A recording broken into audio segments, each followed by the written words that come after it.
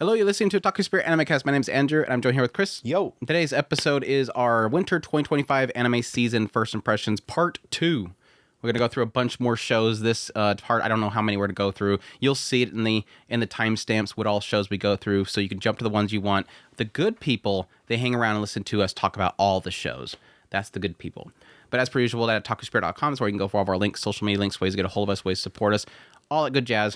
So with that said, let's just dive into it. So I need to talk about Beheneko longer? Yes, I make fun of Chris because he only talked about Beheneko for 16 seconds last week. I timed it. I'm like, here's where it starts, here's where it ends. 16 seconds. The most lewdest, haremist, goofy show. And he's like, I'm not offended by it. Nobody cares if you're offended by it, Chris. Why would you have to explain that you're not offended by it? Well, because obviously, I mean, what we learned, last season or the season before, that if a axe turns the wrong way, I'm offended by it. But there's no axes turning the wrong way in Beheneko. Well, nobody has axes yet. Correct. So I can't be offended by it. Or did one of the girls that they went out to party with to kill the demon, did one of them have an axe? I don't... What axe are we talking about? The axe in the one show that turned sideways and it offended me. And parry everything. Parry everything, yeah. I didn't get that either. When you said that, then I just kind of let it go. You're like, it did this, and I'm like, well, if you say so. You never went back to go and look, did you? Because he parried it, Chris, obviously. But the parry can't make an axe turn sideways. Yeah, he parried it. How are we talking about the parry everything when we're supposed to be talking about Beheneko? You're going to talk more about freaking parry everything than Beheneko right now. No, you asked me. You don't want to talk about it. You asked me why. You said I'm not. You said that I said that I wasn't offended by it, and I said that it passed this very low scale of not turning an axe sideways to offend me. Did you like the new Lolis? In Beheneko? Beheneko. No, I haven't gotten to it yet. Oh my gosh. I was watching Medalist. I was watching Medalist. Chris's key excuses is I was doing something else. Well, of course. Why I didn't watch something is because I did something else. Shocker. Yes, Medalist actually is a show that we're going to talk about this episode. So hopefully Chris has more than 10 seconds to talk about it. But apparently I'm not completely up because good. I didn't watch the 5th episode. I showed you the important parts. I showed poor Mike. Poor Mike. Her defeated self on the stage. Medalist streaming on Disney and Hulu, running for 13 episodes. ENGI is the studio. Source is a manga. Drama, psychological, sports is the genres. But yes, this one opens up following a guy named Tsukasa, and he's trying to look for work. He used to be a figure skater, but we get a real quick clue that this guy started too late in his life, and he kind of regrets that. Is basically past his prime, drops out of it. At some point, he's looking for work. He goes to this one skating rink to look for some work. Ends up spotting this girl named Inori sneaking into the skating rink. So he chases after her. The owner's like, dude, it's okay. I let her in, but he still chases after her. She's like doing all this crazy parkour, running away. Ends up like climbing up on the side of this building and nearly falls to her death. But he saves her from the fall. Starts talking to her and is like, you can't do that. You can't skimp out on paying because you'll make the skating rink go out of business. And she's like, oh no, I'm not. I'm actually paying with worms. She's collecting worms for this guy. And he's like, he's probably doing that because he's trying to be nice to you. You can't, take advantage of that kind of stuff. Talk to your mom, whatever. He ends up spotting like the notes that she takes when she's studying how to do figure skating. And he's like, wow, she's like really meticulous about this. She's taking this seriously. And kind of find out, she hasn't even told her mom. She doesn't have a coach. And he's like, look, you can get hurt doing this stuff. You need to get a coach. Talk to your mom about it. Don't, I think she said that you're like 11 or 10 or 11. You're getting to that point where it's too late. So you need to do it now. And that kind of freaks her out. So she decides to go talk to her mother. He goes back, ends up talking to like his old skating partner. She wants to get him a job to be a coach. He's like, no, I'm not that good. We were good because you were good. And then suddenly Inori shows up with her mom. The mom actually comes in there. She doesn't really want to look for a coach. The mom really wants the coaches to tell Inori, you're too late. Don't bother with it. Stop bugging her about it. Come to find out, a long time ago, Inori's sister was a figure skater. She was, she put a lot of work into it, a lot of time into it, and then she injured herself. And the mother felt like that was a massive hit to her because she wasted all this time trying to be a figure skater, all for it to all kind of blow up. And she doesn't want that same thing with Inori. And then, yeah, so they decided, let's see what she could do. She goes out on the rink. She's like, oh man, she's incredible. Let me be her coach. The mother's like, still no, I'm not going to do it. I'm not going to do this again. And then Inori steps up and basically says that, at school, she's kind of seen as useless. None of the other kids want her to work on projects with them. She doesn't have any friends. She doesn't have anything that she's good at. And this is the one thing that she wants to do because she feels like she can become special with it. And so she wants to stop hating herself and not having something. And that's the point which Sakasa says, just let her be in the... let me coach her. I'm going to coach her. I'll devote myself to making this girl go to the, to the competitions and everything. And then finally the mom agrees to it. And it kind of pursues, kind of follows this as them, him training Inori, her getting better at it, her meeting like this one girl Hikaru who's like really high up on the competitions, kind of turns into somebody that she's kind of seeking to, be just as good as, like she wants to be as good as Hikaru is. So that's kind of the person that she's trying to catch up after. We meet Mike, who's this snotty little girl that hates the idea of entrusting the adults to help them. She's all about, trying to learn by yourself, becomes friends with Inori, and then stops being friends with her because she won't, train with her rather than training with her dumb coach. And then, yeah, she ends up she goes to a badge thing, which is like a tryouts to get your placement in different groups. And then she eventually goes to one of her first competitions and faces off against Mike. So what's your thoughts on Medalist so far? Because you've watched 4 episodes, 4.5 episodes at this point, and I've watched 5 episodes. I think that it's, of course, getting the first off. I mean, lollies, they're always cute. Lollies on ice. And let them do what lollies are going to do. Since I can't call it Yuri on Ice anymore, I'm going to call it Lollies on Ice from now on. Yeah, this is the prime definition of cute girls doing cute things, and I love it. And angry boys doing uncute things. Rio's mean. Yeah? Yeah, you didn't see that part where Rio's like, who the hell asked you? If I don't know your name, then you're not worth me. Wow. You missed that whole part? I guess. She went to the badge thing and she got a little nervous and she went out to look for worms because that's her thing. Whenever she wants to feel comfortable. When she met her Hikaru, girlfriend. yeah. She says she's pretty and she's like, be my friend. And then he shows up and goes, psycho face. I kind of wish it had gotten in more into the story a little bit faster. There was a lot of build up getting to the point where it really kind of started digging into, especially Inori's kind of emotions on what it is that is driving her. I did gather that obviously she likes skating, but it didn't really kind of feel, the weight didn't really feel there. It was kind of just this more kind of jumbled frustration of I want to be good at something, and I got that. It wasn't until a little bit later that you kind of start getting more of a drive for why she feels so intent on this, and so it feels like I really do like the kind of the when it starts digging into the driving factor that the last couple of episodes seem to be, and maybe that it's just the competition tends to drag that out, and so I can bow to that to a point. It really does seem like whenever the mom is going to cut her off, that's when suddenly it becomes like forefront, like, Mom, let me do this thing. I was inspired by my sister, and that's the thing that I want. That thing's so great. I love that, by the way, that whole like inspiring. She was inspired, and thus she inspired somebody else. Yeah, I thought that was absolutely adorable.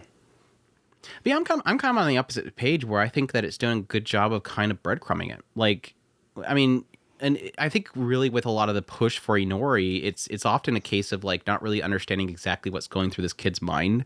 And it can sometimes be as simple as the idea of I have nothing and I want something. And I see this thing and I enjoy it. And so I kind of want to be good at just to kind of prove that I can have something. And so I think the earlier moments of her development kind of come around the idea of a simple, I don't have anything and I'm never really included into things.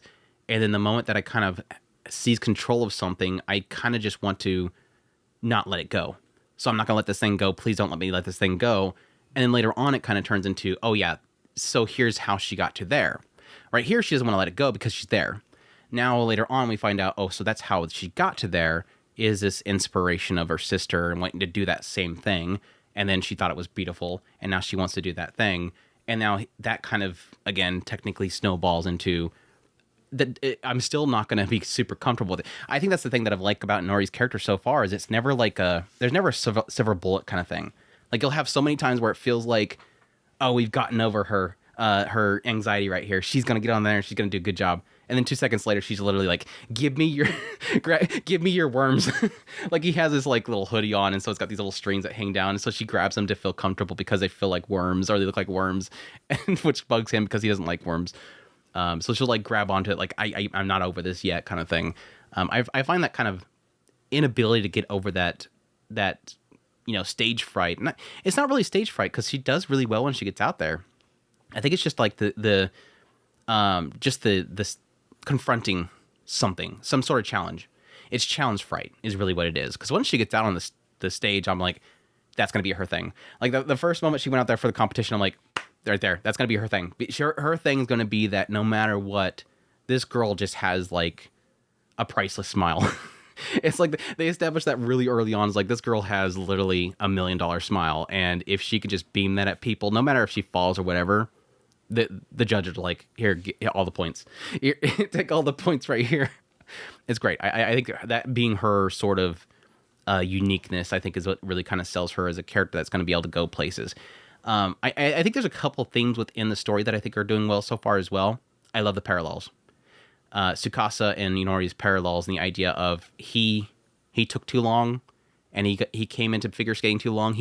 He says he doesn't really understand why, but when he was younger, he just couldn't get the courage or the drive to step up there and say, hey, Mom, Dad, I want to do this thing, until it was too late. And he doesn't know why he waited so long. And so when he sees Inori, and Nori is like trying to struggle to get into this, despite everybody saying it's too late, it's too late, it's too late, he sees that, like, that was me. I don't want the same thing to happen to her. I don't want her to have that same regret. So I like their kind of chemistry between the two of them. The mom is super complex. Not really super complex. It's complicated, and at the same time, it's like it hurts because you're like, God, I want to smack this lady, but at the same time, it's like, God, I understand this lady. Like, I understand what she's going through. Again, the whole, I don't want this daughter to go through the same thing that this daughter did. Her sister lost everything. I don't want her to do that same thing. And then it complicates. And again, I like that kind of breadcrumbing it to make it more complicated later on, having her kind of come out and say, I know this is all she has, and I don't want her to break. Like, this is all she has, and if she fails just like her sister did, she's done. Like, she's gonna feel like she has nothing. And again, that's like, I hurt for this lady, but at the same time, I like that honesty of her kind of acknowledging that I was doing it because I was afraid of getting hurt again. When it happened with the sister, it hurt. And now having it happen to Nori again, I'm afraid. My daughter's freaking strong. Everybody realizes at some point that Inori is super strong. Tsukasa knows that she's super strong because she's doing what he wasn't able to do. Step up there and grab onto this. All those stories kind of interwoven into all this stuff has just been super good. What I love, and I like Hikaru too. I think she's a really solid kind of, like, she's not like an Olympist. She's like, yes, very high up there. She's a rising star. She's doing really good, but she's just far enough way ahead of Inori that she can't keep up. It's something that she could strive for, and she seems like a good girl. Rare, yes, she's a good girl. Her friend, he's a jerk. The other guy, he's a jerk. Ryo is an absolute snot. Ryo is like the only thing I don't like about the show. And they kind of was going to do it with Mike, and thankfully they didn't kind of follow through with it. Ryo is like, that first meetup with Ryo scared me, because when he first showed up with Hikaru and he blows up on Inori, I'm like, oh God, melodrama. That whole scene was like psycho faces, and just to tell people what happened. Again, Inori is getting a little nervous. She goes out to look for worms. She's crawling through the dirt, and she ends up bumping into Hikaru, who's down in the dirt looking for this necklace. Apparently their coach got angry and threw it, and so she had to go look for it. Their coach is kind of a jerk. And so she bumps into Hikaru, and Hikaru's like, "Oh, who are you?" And she's like, "Oh, you're like a princess or something like that." And so Hikaru's like, "Be my friend." She thinks I'm beautiful. Be my friend. And they start talking for a little bit, and suddenly out of nowhere, Rio shows up and goes, "Did you find it?" And she's like, "Yeah, it's right here." And then he suddenly goes, "Who's this?" And Inori's like, "Oh, my name." He's like, "I wasn't talking to you." And like these crazy psycho eyes, and just screams at Inori, I'm not talking to you. And then suddenly out of nowhere, Hikaru like slaps him across the face, and he says, "Don't be mean like that." And I'm like, this just like went psycho crazy out of nowhere. Chill the F out. What's wrong with these kids out of nowhere? I was like, please don't do this again. Please, I'm loving this show. Don't turn this into melodrama.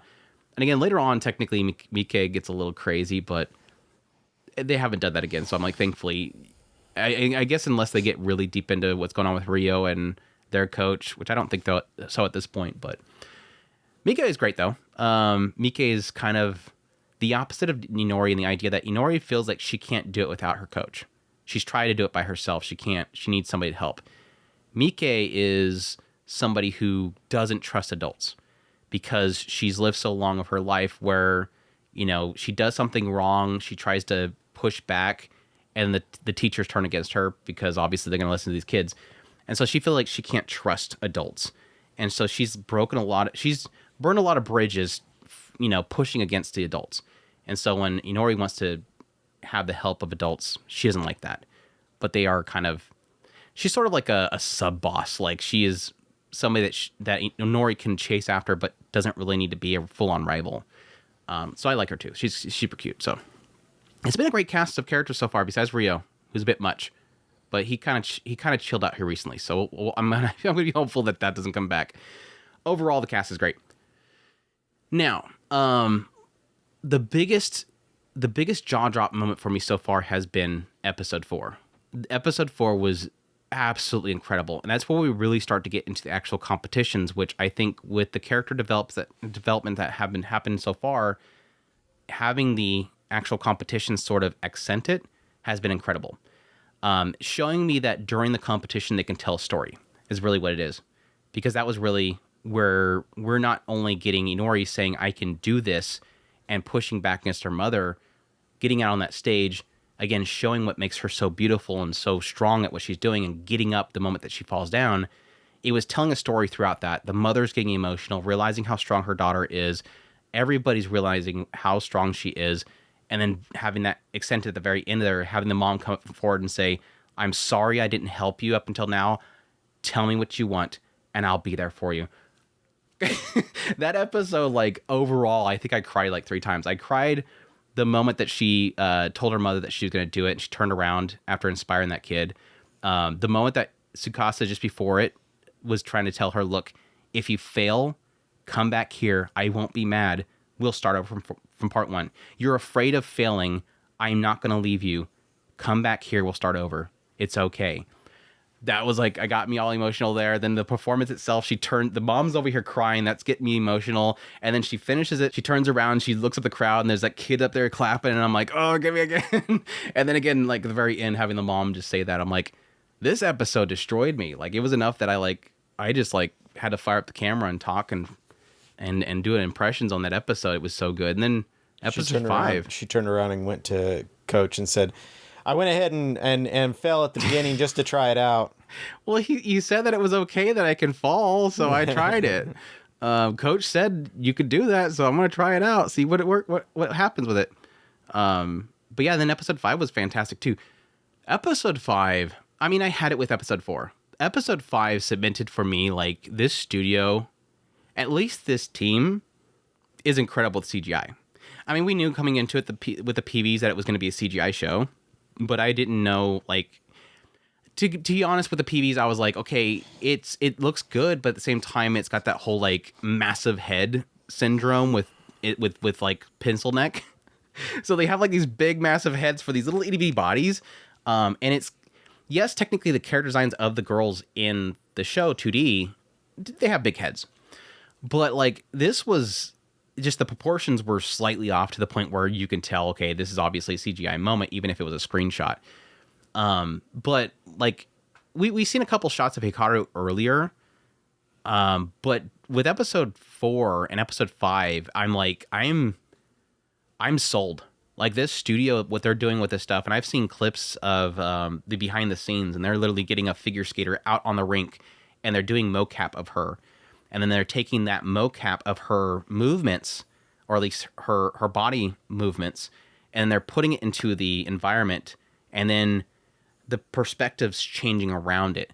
So they have some really creative shots with it, like, you know, like Hikaru is doing her performance, and suddenly out of nowhere, she kicks off. And it does like a quick shot towards the feet. You see that kickoff point. She rushes forward. She kind of goes around the bend. The camera angle's kind of like low and towards the wall, so you can see like her coming towards the camera and stuff like that, or the perspective.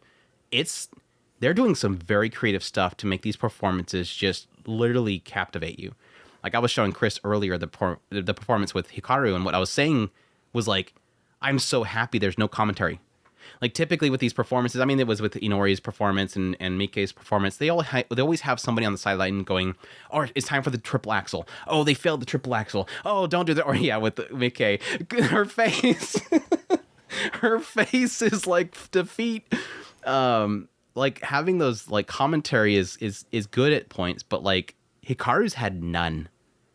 And I'm like, I didn't notice it until the very end of her segment. I'm like, that was beautiful. That whole performance was beautiful. And nobody said anything. Thank you. I mean, yeah, you get the reactions.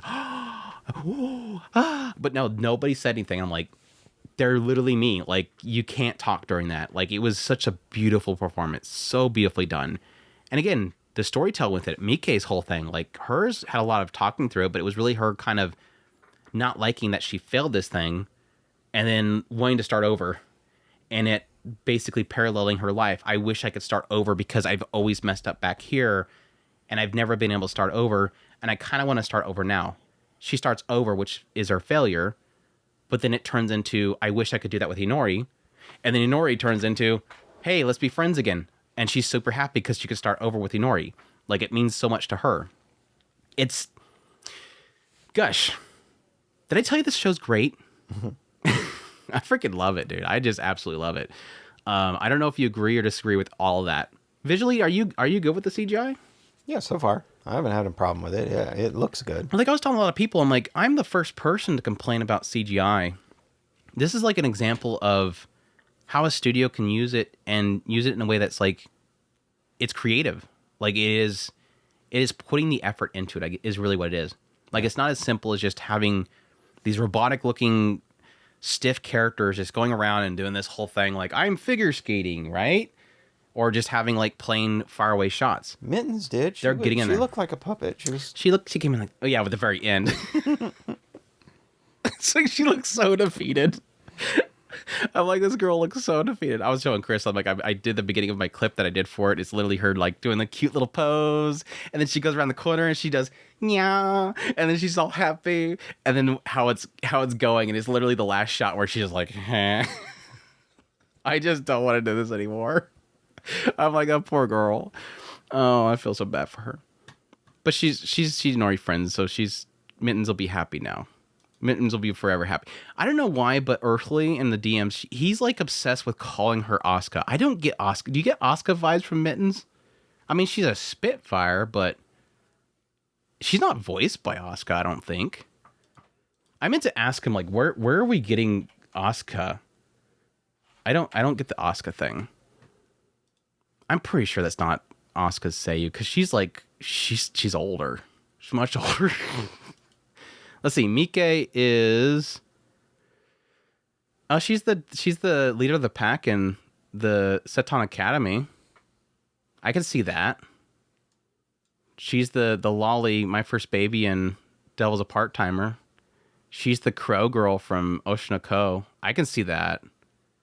Oh, she's Lishu from Apothecary Diaries. I can see that one too. She's a little Spitfire though. I like Mike. Hopefully she's gonna be nicer going forward. But yeah, super good. I'm absolutely loving it. This one was fighting with Flowers of Asura for my favorite of the season of the new shows, and after 4 and then 5, it's number 1 Like it is no competition. It's literally destroying. It's destroying Flower and Asura for me right now, and that hurts because I really like Flower. And I mean, that tells you something. I really like Flower and Asura. So I'm happy Chris got caught up on it. Are you regretting that you caught up on it? Other than the fact that you have to go through means to get to them. Yeah, that's about the only thing that bugs me is just having to go out of my way to get it. Dang Disney. The upside of that though is that they are doing a simul dub of it. So if you guys are dub enjoyers, I want to say it's a good dub. I'm not a massive dub fan, but I have been I think it is a good solid dub. Like if I have the choice of doing dub for some shows, I will end up doing an English dub, just because it makes it easier for me to do a coverage of it. At least for getting my initial screenshots, because I typically like to get at least like 4 or 5 episodes of screenshots kind of stored for doing these videos and whatnot. And it was good. I think the dub's good. It's not as good as the Japanese, of course, but they'll never be as good. Now the weird thing is they call her Mike. They call Mike Mittens. Is Mike? Does that mean mittens in Japanese? It doesn't, does it? I don't know if it's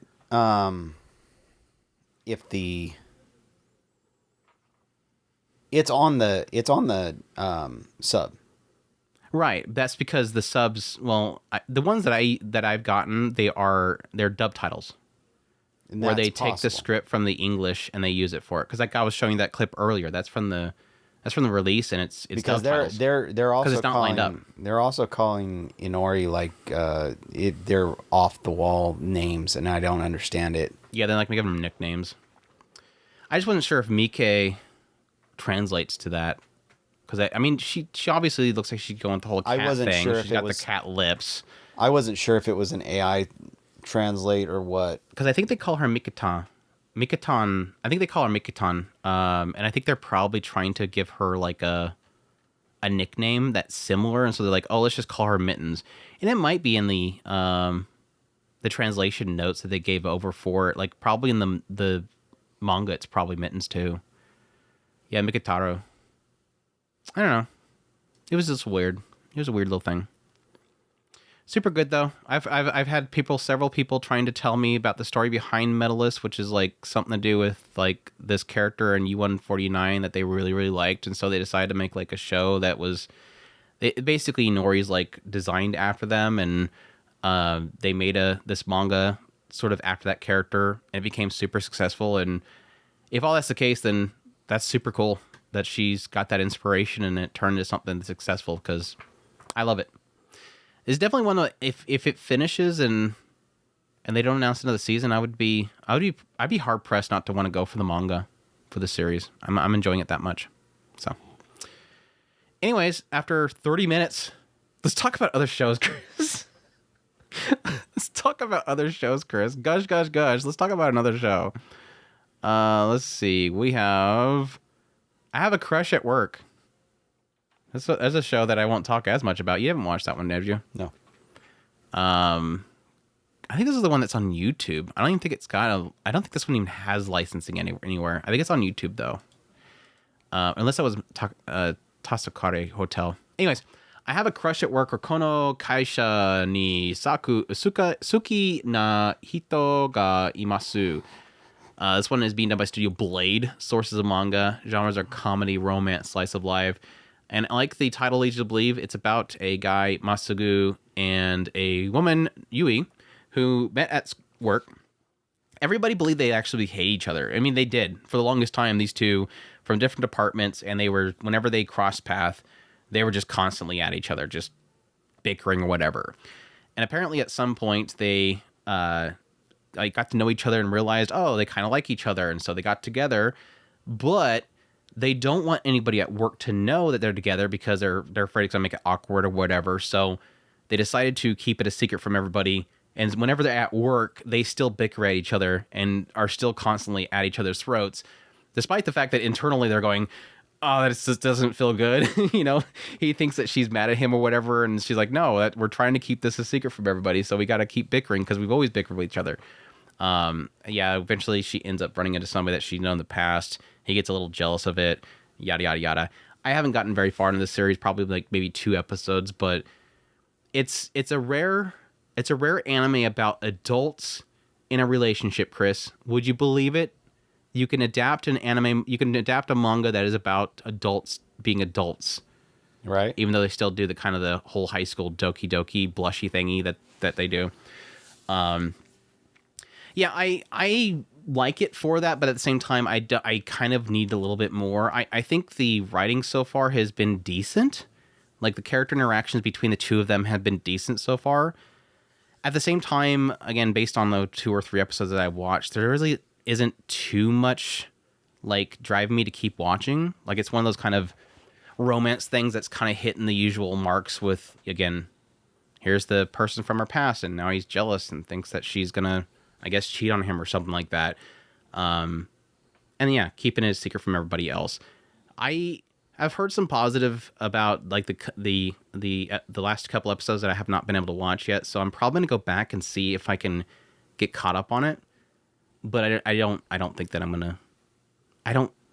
As much as I'm cool with them actually doing something like this, I don't know that it's gonna have enough to keep me going, other than it just being kind of an adult romance kind of thing. Because I think the biggest problem that I have is the comedy's not there. Like, it's a rom-com and just the comedy is just not really that well wrote so far. Like, the elevator scene was like a rare moment where I kind of got a little chuckle in the idea, like they're in the back of the elevator and they're kind of getting a little bit huffy puffy at each other, and she's got this kind of goofy little puffed up face going on. I thought that was super cute, but the comedy writing's just not really been there for me. So we'll see though. I'll probably go back and hit a couple more episodes, but I have a crush at work. It's all right so far. I'm a noble on the brink of ruin, so I might as well try to master magic. Did you get caught up on that one? Yeah. Of course, it's a fantasy isekai. Is it isekai? It wasn't isekai, right? I think it was an isekai, wasn't it? I'm trying to remember how this one started. I know that he has an OP ability. He went out there and started doing some training. I think it's an isekai, right? I'm pretty sure this is isekai. Let's see. Let's double check the beginning segments. That's the problem with a lot of isekais. Like, I completely forget how all these damn isekais start out. What does the guy do when his life suddenly changes while innocently enjoying a nice cold drink after work? And I mean, really change. This middle-aged commoner now finds himself in the body of Liam. That's right. That's right. Because he got placed into this like 5th son or whatever of this noble family, like in the middle of a party. They were having a party, I think, for the daughter, right? And he just suddenly pops up in the body in the middle of this party, and then he goes over the mirror and is like, "Holy crap, I'm this kid." So yeah, it is a transported some sort. But yeah, it follows this guy that ends up getting placed in the body of Liam Hamilton, who again is like the 3rd or 4th, I think he's the 3rd son. I know there's 2 other brothers, so I think he's the 3rd son of this family. And they're pretty clear that the first son badly wants to have the family name, and so the other 2 sons have kind of figured something out. And this kind of comes up several times as Liam starts to kind of pull off some crazy feats. The brother kind of starts getting angry because he thinks that Liam's going to step into this stuff. So yeah, he's like, I don't really care about the family, so I'm going to go out and do my own thing. So yeah, he starts to try to figure out magic and stuff like that. Kind of find out that he's pretty dang talented at it. And eventually he ends up meeting this one guy who is he's this traveling mage, and the mage starts showing him how to do like double magics and triple magics and stuff like that. Gives him They're on the ring. primes. Huh? They're on the primes. Yeah. A long explanation. I'm like, okay, we didn't really need that whole explanation. He gives him a ring because you have to have like a book, a spell book, or a grimoire in order to cast the spells. And he gives him like a ring that has like a massive database of magic spells in it, and it basically works as a catalyst to replace the book. So now he's got like an OP ring that gives him tons of magics.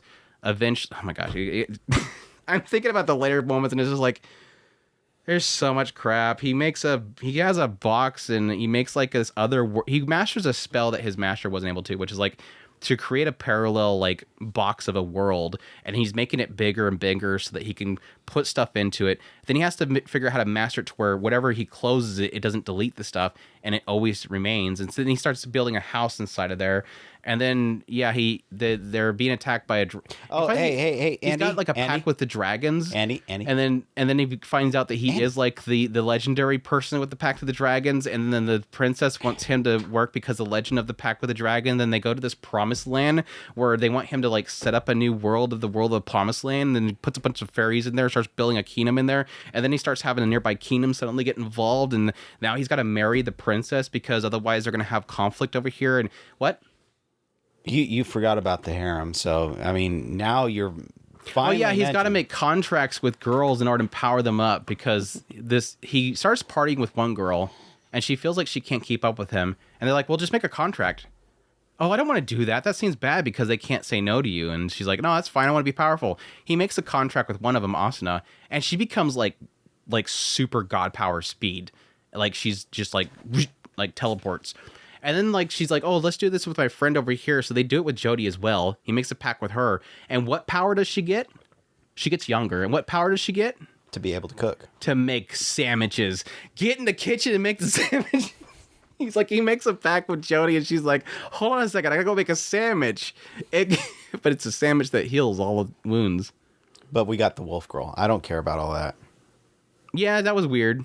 They're like, oh, the wolves are attacking. Oh, they didn't understand what's going on. They want you to name them, too. Okay, I'll name them. Wait, you're a girl? Yeah, I'm a girl. Here, I made wood not break. He's just like, oh, I wonder if I could do this. Cast a spell on the wood. Punch the wood. It came back together. Wow, I made a spell that makes things not break. Anyways, what's your thoughts on this show? It's by the creator of the unique skill makes me OP even at level 1. Big shocker there. It all suddenly starts making sense. This writer's just so like, because this is a because writer. This is so a because writer. What's your thoughts? I don't know what a because writer is, but we'll go. Everything just happens just because. Okay. That we promised land because. Oh, I made a because. Don't explain things. Just it's fine. I'm not saying it's a bad thing. I'm just saying it's a because writer. He's just having fun getting girls and making spells. So, I mean, why not? It's fun. I've generally had a pretty good time watching the show. It's the biggest thing that I'd probably would have beef with is probably that I don't much care for a lot of the action scenes. They're really all over the place. Yeah. He has some ability to make himself not necessarily bounce around, but at some point he got the ability to kind of instant teleportation, and so yeah, he's got to send his clone that he makes over first, and then he's able to like bring himself over or something. He has that ability as well, but he got an instant transmission at some point, and so now he's beating entire armies by bouncing behind them on their horse and I don't know. I remember that flaming him or something. Yeah, he was teleporting on the back of the horses while there's like on the horse. But it's so the action scenes have been a mess. They randomly got armors. Yeah, the statue thing. And because whatever. Let me make another one of those. I'll make a smaller one that you could put on. Oh, I made a smaller one. Here, have this. Oh, it makes armor. It makes me super OP. Go ahead. It's just because. Shutting up. I mean, what do you want? It doesn't have to have a super deep story. Just going and collecting the girls.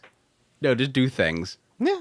My argument for that, and it was kind of like I was doing the synopsis thing, is just chill and do something. You don't have to keep constantly making things. Yeah. That's the problem. Is it's like, yeah, like I said, go over there with Scarlet. Oh, there's this massive statue. Well, it's this thing. It turns into a legend. She puts it on. Suddenly she has some crazy armor, and she throws the javelin, and suddenly she's drained of all of her mana. Well, let's go over here and make a smaller one. Oh, now here you have the smaller one. Oh, now you got armor again, but now this time she doesn't pass out when she give the armor a name so that it can be over OP as well. Yeah, got to contract it. and then proceed to make contracts with every single fairy that shows up out of nowhere. It was like 100 fairies that show up out of nowhere. Yeah. I gotta name them all. It's totally like a ripoff of Slime, where he has to figure out names for like 100 different fairies. And just like wear himself out after naming every single one of them, and they all turn into cute girls. They all turn into generic cute looking girls. But it's okay because they're all part of his massive kingdom harem. I think that's really what it's kind of turning into. It's kind of turning into a slime thing because he's basically creating a kingdom. Mm-hmm. And because I don't know, he's like the destined hero or something. I don't remember. It was some stupid thing because, anyways, that was the thing. It was like suddenly out of nowhere I realized that's right. I mean, you had to point out to me again right there. What happened to Asuna? Asuna and Jody, like, he made the contracts with him and he hasn't seen him since then. He's just been hanging out with Scarlet and making his kingdom. I'm like, did they die? Did I forget that Asuna and Jody died at some point and he just left it behind? No, he must have left him behind when he went to the Promised Land. Well, I know that was about the time when I remember he left them. I don't remember what he was doing with them. I know he was adventuring with Asuna for the longest time. I don't even know why they brought I don't know what the purpose of Jody was. I think she was supposed to be helping them figure out what he was doing to give her power, and they were trying to figure out with her how it works or something. I don't know. I don't even know who this Jody person is or what, other than to make a sandwich. To introduce her and have her make a sandwich. And him bestow youth to her, because apparently she can't make good sandwiches unless she's younger. So that was part of the contract. So she has to become younger so that she can make good sandwiches. You can't have some old hag making... Just wait until the dragon randomly turns pops into up, a girl. Turns into a girl. Did he name the dragon yet? Because that'll be it. He'll name the dragon and it'll turn into a hot waifu. I don't know. It'll probably... Well, we got 2 more dragons that he has to turn into harem girls. So. Oh, there's other dragons? Yeah. I thought they were all the same dragons. No, there was 3 dragons. Oh. That's why they had the whole dragon war. That's right. As you all can tell, I'm not really caring much for the show. Like Chris alluded to, it doesn't look great. A lot of side shots are really off. The character models themselves are kind of inconsistent in how they're proportioned. Like, Asuna's very kind of, like, big feet, very kind of bulky points in the body, whereas the other characters are more slim. It just got a weird kind of inconsistency in the designs themselves. And yeah, the action scenes themselves are not that great, which I don't really expect much from a show like this, just a throwaway kind of isekai for the season. I'm fine with it just kind of being just a slop isekai, just let's have fun and just be OP in another world. But this sort of falls in the realms of 2 things for me. One being like I said before, it's the because type of show where it just constantly every 2 seconds has to be I'm going to do this because this happened because I'm creating a new thing because this happened because let's go do this now. I made a promise land because, and it keeps kind of moving and doing new things, which is kind of refreshing because it keeps it fresh. It's not just doing one thing and sticking to this one thing. But the problem that comes from that is it just feels like it doesn't feel like there's a purpose. There is a story and a purpose, and that is really around, again, the whole legend and everything he's doing with Scarlet and everything like that. But it just doesn't set in it long enough for me to care. I never feel like I have my bearings watching it. And the other issue that it really has, it's kind of in that realm of the Sugoi show, that I call him Sugoi show. Sugoi show being basically he does something incredible, everybody goes Sugoi.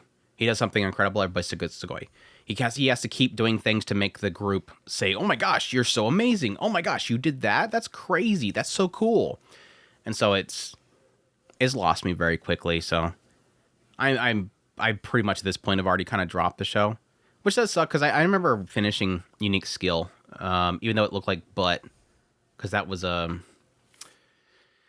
one studio that I'm not too much of a big fan of, and so that show looked like crap too. So it looks like this creators, all their stuff they're adapting is being done pretty poor. I mean, this one doesn't look as bad as Level 1 did, but I'm not caring much for it. Not doing enough that's kind of keeping my interest, so there you go, though. I'm a noble in the Brink of Ruin. I'm sure Chris will finish it, and he can review it later on to tell you all how it turned out. Are you going to drop it, too? Probably The big plot twist, Chris turned around the corner and is like, "No, I'm dropping that piece of garbage, too." I hate this show. He shocks us all Are you watching Medaka Kuroiwa? No. You're not watching Medaka Kuroiwa? Medaka Kuroiwa is Impervious to my charms. Or Kuroiwa Medaka ni watashi no kawaii ga sujinai. This one is streaming on Crunchyroll for 12 episodes, done by Synergy SPs, based on a manga. This one follows Mona Kawaii. And Mona Kawaii is pretty much like the queen bee everywhere. Like, growing up, she was just beautiful. Everybody thought she was gorgeous and cute and beautiful. The kids all wanted to, team up with her in the games. The boys just wanted her to hit them with the ball if they're playing dodgeball because, they like her so much. All the way into the point where she's I think they're in high school at this point. But she has a new transfer. She transfers to this one new school, like, I think 2 years ago or something like that. Everybody loves her there. And it is in Tokyo. And at some point, a new transfer student comes in 2 weeks earlier, which is Medaka Kuroiwa. And he is the first person that Mona has ever had a problem with not being captivated by her beauty. And so she is kind of bugged by this. Like, every time she comes into the classroom, she's like, "Hey, Medaka, are you watching videos of cats? I think that's cute. Can I watch it too?" And he's just like, "No, you can't have my pictures of cats." Every time she does something cute, "Oh, I can be a cat too." And she goes, "Nya, nya, isn't that cute?" And everybody else is going, "Holy crap, that's so cute. She's doing that. That's so freaking cute." And he just has this look of, like, angry. He's always grumpy looking. And this bugs the hell out of her. What kind of perceives this is constantly, every chance that she gets, she's trying to catch his attention. So she acts like she's putting up this poster in the hallway. And so she kind of gets her, angles herself a little bit so he gets a little shot of her Fantsu. He just completely ignores her. And then she kind of falls over and goes, "Oh, oops. Oh, did anybody see that?" And he's like, he just keeps walking. And then eventually she acts like she's sick in class so that she can go to the infirmary. And she's like, "Oh, yeah, teacher, Medaka can take me over there." So he takes her to the infirmary. And there she ends up kind of trying to, corner him, trying to figure out why he doesn't want to like her. And eventually she slips. They fall into bed together. And then she's like, whatever. She just... she's done with it. She just rips off opens up the shirt and shows her chest with her bra on still, obviously, but and he still, like, has that, like, stone face, like he doesn't want to react to it. And then she's like, "Why the heck do you keep giving me that look?" And she gets frustrated. She nearly falls off the bed. He ends up catching her, and she gets super flustered, like Doki Doki. And she's like, "Why the heck am I getting blushy about this guy? I'm supposed to be making him like me. Why am I getting like this?" He ends up kind of walking out saying, "Look, you should respect yourself a little more than that. Do that for somebody that you like," and ends up leaving. And then we get the big reveal that everybody's seen coming from a mile away. Eventually the kids, some of the other boys in the class, are getting a little frustrated by the fact that he's being so mean to Mona, and everybody loves Mona. And they ask him what's going on. He's like, "Oh, well, I'm the son of this temple monk, and I'm going to take over the temple. And so Dad told me that I'm not allowed to be around girls. Like, girls are off limits. It's because I'm the heir to the position. I can't have girls." It's basically celibacy or whatever. So that's why he can't like Mona or be around her or talk to her. And so it's kind of that whole thing where he's trying to avoid her while she's constantly trying to get his attention somehow. And it seems like over time, what we're kind of getting a sense here is that she's obviously, it's the whole kind of concept here where it feels like this is a girl who's at everything. Everything she wants, she has it. Any person will fall in love with her. Now she kind of has to fight for something. And she's realizing as she's fighting for something, he's kind of a cool guy. Like she accidentally splashed herself at some point, gets a little embarrassed, and then he covers it up with his shirt, lets her have his shirt. He's kind of a nice guy. At the same time, she's trying to trip him up, but everything she does sort of makes her realize what real love is. Like, there's one point where she throws off this one guy, or some guy brings her some stuff, and she does like she usually does and goes, "Oh, thank you so much. I like you." And it completely, like, gets the guy like, "Oh, no problem. Anything for you," kind of thing. And she's like, "Yeah, typically whenever I tell people they like them, they get really flustered. Let me see if I can do that with Medaka." And so she meets him up. She ends up finding him up on the roof. And then she goes up there to go tell him, "Oh, yeah, you're kind of a nice guy, and I like that about you." And she says, I like, and she keeps, like, getting stuck on this. She can't say it. She can't say ski. And so she just ends up saying skebby because her skirt flies up briefly because of the wind. She can't say it. Like, she can say it to anybody else, but for some reason it has meaning when it is to him, so she can't say it. Later on, you kind of have this little moment where they're getting prepared for a festival, and so she tries on this bunny outfit that's in the storage area. And again, man, he'd probably like this whole thing, but then suddenly she gets embarrassed when he actually walks in, and they get stuck in a corner trying to hide from somebody coming in there, that she suddenly realizes, oh, maybe I'm doing this too much. And it starts to make her kind of feel like she's trying too hard and that he might not like her being lewd like that. So again, it's the whole thing, like, this always works and it's not working for him, and it's making her kind of rethink how she acts around people. And I think that part of it I like. I'm already getting into basically my review on this, is I'm really liking Mona's character. I think she's super cute. The ecchi around her is chef kiss. Like, the ecchi in the show has been great. I like her design, and I really am happy I'm liking her as a character, because I thought, based on the synopsis and the PV, I'm not gonna like this girl. Like, she's full of herself, and it's kind of hard to like a character who's just in love with themselves. But again, because they're showing how she's changing her mindset and how she's being challenged, and it's changing how she thinks about things, I like that development in her character. I think she's a solid character that is facilitating a lot of fun comedy and developments. The biggest problem this show has is the other half. Medaka's boring.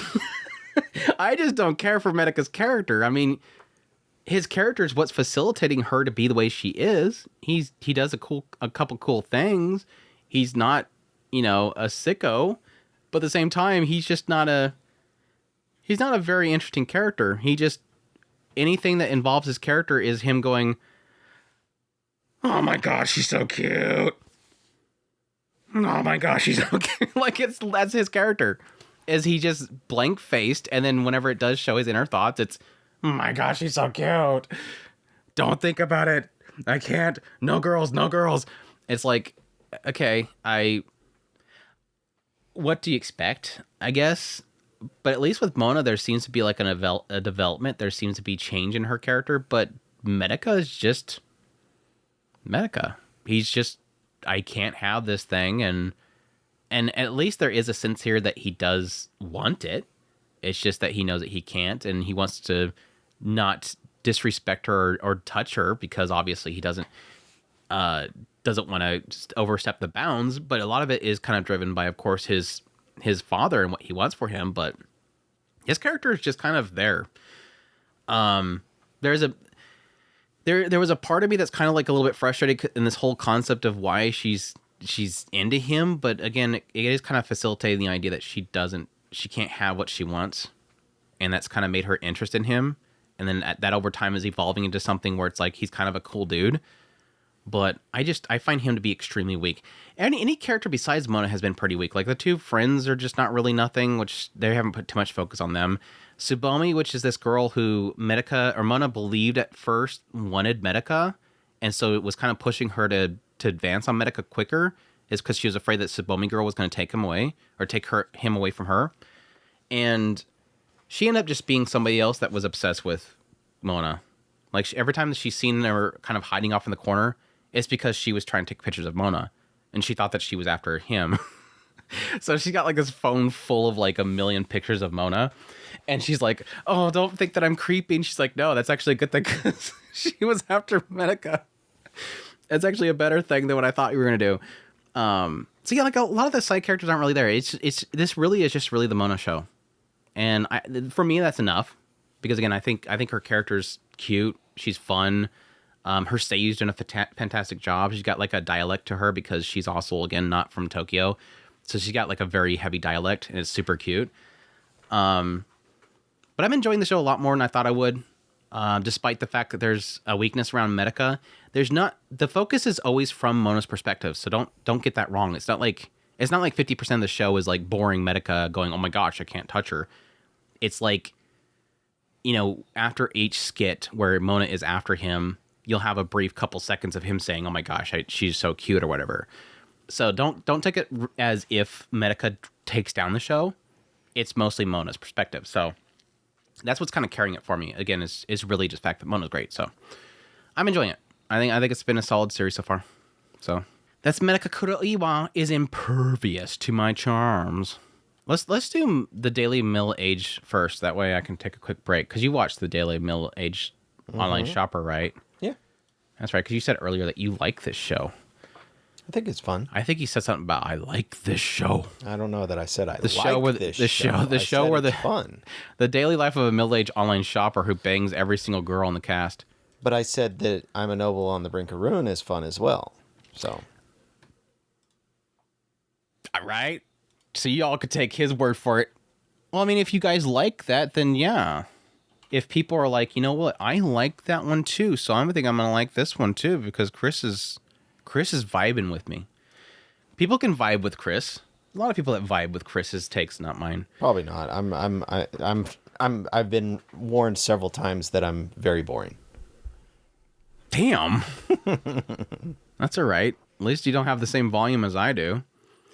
The daily life of middle-aged online shopper in another world. Arofo otoko no isekai suhan seiketsu. This one is streaming on Crunchyroll for 13 episodes. Studio East Fish Studio. Sources a light novel. Genres are ecchi, fantasy. Was there ecchi? I guess there is ecchi in the Barely. show. Mostly Primula. It's mostly Primula trying to bang him. It's just Primula taking her clothes off all the time, wanting to sleep with him. And the cat girl waking up in his. That was, yeah. I mean, there's kind of an implication. Meow. It was so funny because I did my little joke reels at the beginning of my top of the season so far, and I literally did that. This guy basically gets isekai'd. The first episode, he bangs the innkeeper. And then the next episode, he literally sleeps with a cat girl. And I was going to use the screenshot where Melee is like, yeah, she comes out from underneath the sheets and she does this kind of like thing where she's stretching a little bit before she kind of lays down on top of him. And having her like stretched up like this, I'm like, yeah, I'm afraid YouTube's going to be really angry if I use that shot because it looks like she's literally riding him at that moment. Like, that's probably too much, even though I know what's happening in that scene. And I'm technically implying it with my joke. I'm not going to use that screenshot. Anyways, you might see it in this video if you're watching this on YouTube. Or yeah, we have it on Spotify now. We're using our videos on Spotify now. So anyways, what I was saying, it opens up with Kenichi. He's a guy who is like, just building a farm or something like that, just chilling out in the middle of nowhere. Then suddenly finds himself transported to another world where, yes, he's stranded in the middle of this forest, but he realized very quickly he has access to what was called Shangri-La. It's some online, it's basically Amazon, because you can literally buy anything on it. He's got access to this online shopping service, and it takes, like, of course, the currency of the world itself, but he's able to kind of grab whatever he wants and stick it inside of his little kind of, his little magic box, and the magic box can sell things to it. So he really quickly kind of sells some armor to some dude nearby. So there's a corpse nearby, and he sells the armor and the weapon from it. He's able to get a little bit of money, and he used that money to buy like a bike and stuff in order to get to a nearby town, where at some point he starts to kind of work on actually selling goods that he's buying from Shangri-La in order to make currency there, while also avoiding making the wrong people mad, because there's like things like there's a person that has control over all the spice sales or whatever. Finds out really quickly that he makes up a shop and he puts a bunch of different things out there, and the one thing that everybody wants to buy is clothespins. Like, he puts out like, finely crafted blades and knives and stuff like that, and jewelry. And then like everybody coming up is like, yeah, can I get like 50 of these clothesline clips? That catches the attention of a merchant, the Malo family. So they're all wanting to kind of get his stuff to sell through their network. And yeah, that just kind of snowballs in him making a bunch of money. Eventually catches the attention of, some beast girl in their group wanting to like cook food for him on a regular basis. He eventually builds his own house out in the middle of the forest. Eventually gets caught up in one of the daughter of the Malo family. She gets kidnapped, so that he ends up taking a whole group of people on the back of a pickup truck to go out there and kill all the bad guys that have a bunch of people kidnapped. And yeah, that's basically it. Oh yeah, he banged the innkeeper. It implied he banged her. I'm pretty sure he banged the innkeeper. I don't think he slept with any of the other ones yet. Like, I joke about the cat. I think the cat just like sleeping on top of him. The merchant guy, Primula, she really wants to. Cats like warm things, so. Yeah, Primula really seems like she wants to. She wants it bad. But I think he's only slept with Azella, because she's like literally, when he first meets Azella, he comes to the inn. He asks if he can join the merchant guild or whatever, And she's like, yeah, you need to be like learned here. So he's like, can you help me learn the language or learn how to write the language, and I'll give you some candy or whatever. And so she agrees that he ends up giving her like a really nice fancy box with a bunch of really nice candies in it. But yeah, she's like, oh wow, you're going to be probably a really successful merchant. I should probably work on becoming your mistress very quickly. And then sure enough, like later on, she literally tackles him and it cuts to the next day. I'm like, I think he slept with her. Because like later on, he comes back and yeah, after, the whole thing with, cooking for the cat girl in their group, and she's really bad about it. And then he moves out of the inn, and she seems like he's just completely. I'm wondering if she's gonna come back up later, and she's gonna be like the scorn girl that he left behind, because he completely ditches her. Anyways, yeah, she seemed pretty hooked up on him. It's funny because it's she's trying to get that bag. She knows he's gonna be a sugar daddy. It's like with Primula, it's more along the lines of he's kind of trying to hold her off, more along the lines of, you don't want an old guy like me. You don't want an old guy. Whereas all the other ones, he's just doing his own thing, and these girls are just like throwing themselves at him practically.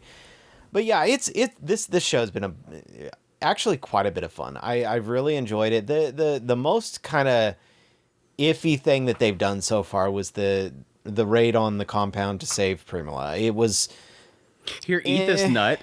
Huh? Here, eat this nut. It'll get you all like intoxicated, yeah, so right? you can drive the truck in there and not worry about killing anybody. Yeah, the animation there was some special animation. That was they did well for, I will admit, very low budget. East Fish Studio, not the greatest studio ever. I will admit they at least tried to make things move, but it was pretty bad looking. It was pretty bad looking. Of course, he has to fight with the excavator. He's literally driving this excavator around. He's swinging the arm around, just charging down all these dudes. I mean, to be fair, I liked the concept of it. I mean, the cat girl running around with the compound bow, trying to kind of incorporate the modern world into the fantasy situation. I like that concept. I've always loved that. But just in execution, no. Like Andrew was saying, the excavator just going and swinging around is the way to win the battle. That didn't work for me, but I don't care. I had fun watching. You just gotta scream that you're summoning, and they're all like, "It's a dragon!" That's what he should have done. He should have like gotten like this, like a costume of a dragon, just stuck it on the thing to make it look like a dragon. Scare the hell out of everybody. Well, at some point, I mean, if we go by what the opening is showing, I mean, he's gonna turn it into a daggone mecha. So, oh, does he? I haven't been keeping track of the mecha, but I wouldn't doubt that. Wouldn't doubt that at all. But yeah, I'm not. I don't know. I think there's times where I kind of get a feeling of like a better, like it has like almost like a better, for me, farming life in another world type of feeling to it. Like him basically building his own lot and building his house and all that kind of stuff, and making his own land and just building up his new life in this other world. And there's like other senses where it just kind of has that feeling of almost like, yeah, the whole trade into the world concept where he's trying to build some sort of merchant empire and doing the trade with people nearby him, making connections with people. That stuff's kind of fine. I think of all the, into another world and pulling off Sugoi stuff type of shows, I think this is probably the one that I'm enjoying the most. But at the same time, it is also kind of similar to the Ruin one, kind of just constantly evolving it, but at the same time not sitting still for too long. But either way, I haven't really been like super invested in the show, but at the same time I haven't kind of been bored at the same time. Like I'm in kind of in that middle zone for me. It's doing just enough to kind of keep it fresh, doing enough to kind of keep it entertaining. I actually get a more kick out of the fact of him just doing his little merchanting on the side of the road. And he's got that one lady that's always helping him out.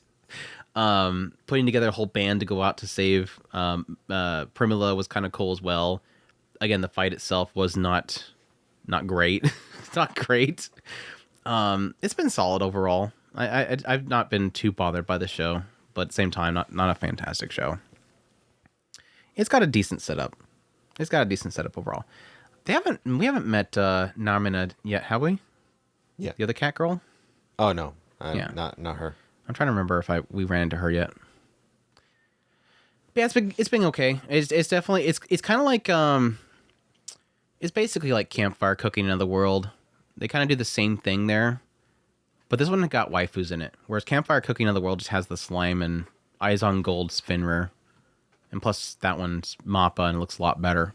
It looks a lot better than this one. I skipped Ishura. Let's do Ishura now. Not gonna go into much great detail here because we are technically in second season, but I am a massive fan of the Ishura series. For those who don't know, it basically takes place in another world where the Demon King has been defeated, and the kingdom itself, Arietia, is currently trying to assign a hero because they don't know who the hero. They don't know who beat the Demon Lord. They're just trying to assign somebody to become the title hero that did it. And so Arietia is trying to bring together all the strongest warriors of the world to do a big tournament where they will choose the hero that defeated the hero, or the defeated the Demon Lord. Which, yes, sounds weird, but there's actually there's a story reason why they're doing this. It's not as stupid as it sounds. It's like, why would you have a tournament to find out who's the strongest person in the tournament to assign who defeated the Demon Lord? They're just trying to appoint a hero. But there's like a deeper story behind why they're actually gathering all the strongest. In the first season, we got really into God, what was her name? Terran. Terran was trying to create a different group, Lithia, a different kingdom, and trying to build up, because literally the whole world has been mostly all destroyed. Like Arietia was like the only kingdom that was still left remaining standing after the Demon King. So Lithia was like this other nation they were trying to build up, and they came like this whole thing about, you know, a war striking between the two kingdoms itself.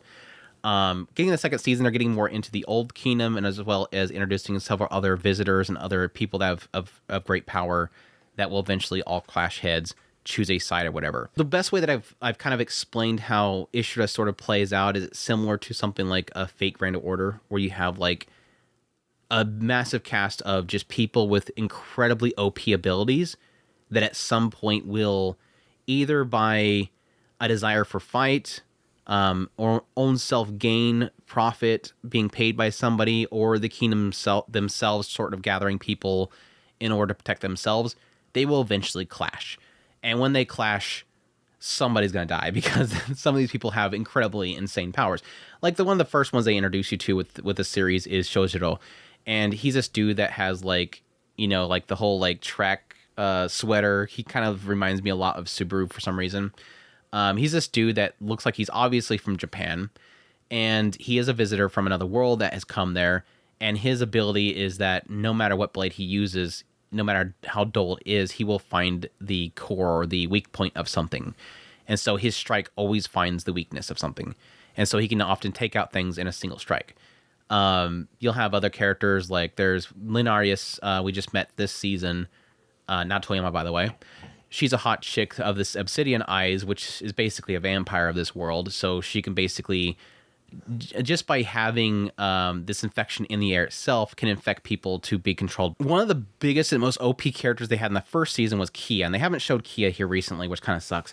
Kia, in this world, there is words arts, which are basically magic of the world. And the concept they bring up about this is that you have to have an understanding of the object in order for you to manipulate it, which makes healing in this world very difficult. That's why typically like a village will have to have somebody like living there to be the healer of the village, because they have to have an understanding of the people in order to be able to heal them. Like you couldn't, like if you got sick, you couldn't just go to another town and have a healer work on you. With Kia, she has world words, which is like no matter what, she can control anything without having an understanding of it. So the way they can, she can like literally walk out and tell the clouds to leave, and the clouds leave. Like she could just make the clouds leave, just tell them leave. And yes, she can go so far as to tell somebody to die, and they would die. Like she has an absolute control over objects and beings. So she's basically made out to be literally the most OP thing possible, because she can literally tell anybody to die, and they die. So there's like a lot of characters like this who are like extremely powerful, but there's always some sort of story reasons or control that somebody has of them to sort of keep that balance, so to speak. And it's always kind of this question of when they will finally face off against each other, who's going to not die, basically. In the end, who is not going to die. So that's been really fascinating, is that bringing together of so many individuals. A lot of them are considered visitors from other worlds, telling the story of each one of them. And most of the series has been pretty much like half episode introductions of so many characters, but they've always done a great job of interweaving the overall story along with those introductions of the characters and having them, each one of them, have kind of a fascinating introduction of them. And that's what I've been loving about the series so far. Definitely still keeping up to me in this, keeping up the hype levels in this season. I think we're supposed to possibly get around to the tournament towards the later part of this season. So I'm hoping they will at least have a third season. But like I've told most people, I don't really care about the tournament. Like I know that when the first season was airing, a lot of people were like, but it talks about, and it makes sense because it literally the narrator would talk about the tournament on a regular basis with the first season. I've never cared about the tournament. I've always been fascinated by really what's kind of facilitating the tournament, which is Arietia, this kingdom. And obviously knowing the tournament is just a farce. The tournament is an excuse for the Arietia to get the people together because they want to choose who's the hero. And the way to choose who the hero is to kill anybody that is a threat to the kingdom, which, yes, these visitors who are extremely powerful are a threat to the kingdom. I think a lot of it has to do with their fears of another demon lord springing up from one of these individuals who is extremely powerful. I mean, like I said before, with the first season was Lithia, and Lithia was ran by Taran, and Taran was a self-proclaimed new demon lord. So they have a fear of anybody with power. And so the tournament is sort of their way of acting like they want all these powerful people to come in so they can choose who's the powerful person. Let's all have a tournament, and then again, possibly just kill them all. So I'm super intrigued by the show. I love the characters. Great style. The CGI use in this season has been a lot better. The first season there was a little bit of a, especially the Wyverns, was a little bit bad. Well, it wasn't the greatest, but they've done a lot better with the season. Visually, it looks fantastic. Just the style and everything is always been top notch. But I'm loving it. Looking forward to more. Super, super, super cool show. There's another kind of one that's Disney hell, so I kind of understand why a lot of people aren't watching it, but it's been super good. And the dub's good too. Another one that the English dub I was pretty impressed by. I was actually very impressed by the English dub. But yeah, that's Ishura. Really loving this season. Looking forward to more. At least Earthly watches it. I have at least somebody I can talk to about this show. There's a couple of people that want me to do video impressions on it, but it's like, I would like to, but there's like a twofold in the idea of I'm not sure if many people would want to watch those videos. Not many people are watching it, but also the idea that it's also kind of a hard one to talk about because there's just so many characters, so many names. Dr. Stone's easy to talk about, though. Dr. Stone's Science is the Future. Have you been keeping up on this one? I only watched the first episode. Oh, so you watching them do gambling. Yep. Them on the boat being bored and gambling. Dr. Stone's Science Future. This one is streaming. It's going for 12 episodes, I believe. Being done by Studio TMS Entertainment. I think it's on Crunchyroll, no doubt. I think it was on Crunchyroll. Action, adventure, fantasy, sci-fi. It's not on my list on here, so sometimes I'm covering so many shows, it's hard to remember what's on which platform. I think it's always been on Crunchyroll. But yeah, this one, I don't know why I'm going to tell the story. It's, again, everybody becomes stoned suddenly out of nowhere. Cut forward to the future, way in the future, Senku gets out of the stone, and then he's trying to figure out how to release people and advance technology back to go to space quicker than it was before. That's the story. I wasn't a huge fan of this season at the very beginning. Like Chris was talking about with the whole like gambling on the boat thing. They were obviously traveling all the way to America, so they needed stuff to keep themselves busy. So they decided to do gambling. And so they make a bunch of neon lights and gambling. And I guess I didn't catch when they made the technology of neon lights. I think they'd done it at some point. But they have neon lights and they make a bunch of drinks and they have parties and fun until they eventually get to America.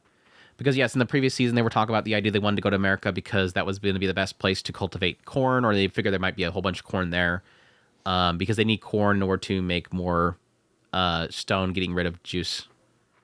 They've perfected his stone getting rid of juice, and so he needs tons of corn. So they're going to America.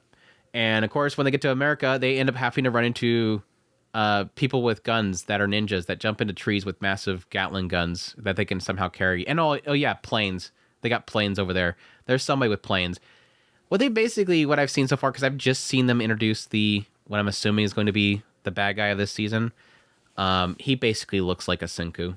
Like it's just another Senku. So I'm guessing what they're. I mean, what was the other guy? Y-Man. I don't know. I don't think it's Y-Man. It could be Y-Man. But there's another guy that is very Senku-like, and that he's like a super genius.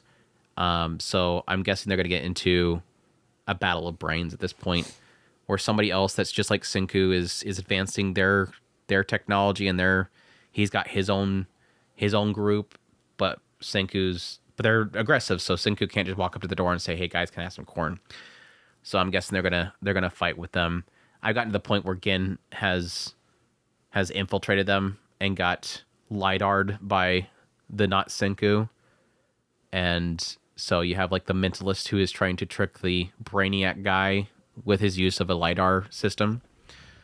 Is it called lidar? I don't know. I think it's a lidar or something else. It's a lie detector. I don't know if they call them lidars. Mm-hmm. Lidar sounds familiar though.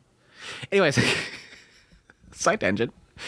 I'm okay with this season so far. Like I said earlier, I've had frustrations of this series where they constantly have to have a bad guy, and I kind of get sick of that. Like I like when it's Senku making things, and I feel like this writer's far too reliant on them constantly having to have a big bad. Like that was the reason why I didn't like the last season, where they went to the island and everything like that, and they had to have that whole group that they had to fight against and get the thing that triggers to turn them into stone. I just didn't care for it. And I feel like they had like a not even an episode breather, and then suddenly we're right back into another bad guy. And it's like I really hate the bad guys in this series. Just have Senku make crap. Just have Senku advance technology. Stop making him have to constantly have a big bad. I don't know. Maybe in the next episode we'll find out. Okay, they're not bad people, and we can kind of work side by side. I doubt it though. They're probably gonna fight them the entire season. So that's my only struggle. Other than that, I enjoy Dr. Stone for its elements of trying to, again, overcome things with random butt-pulled innovations in technology that he somehow figures out how to put together. Every now and then having these moments of like, no, I don't think you can really, there's steps in there I think you're kind of skipping. The cell phone one was the weirdest one, but there's like steps in there that I think you're kind of skipping, but whatever. It's fun.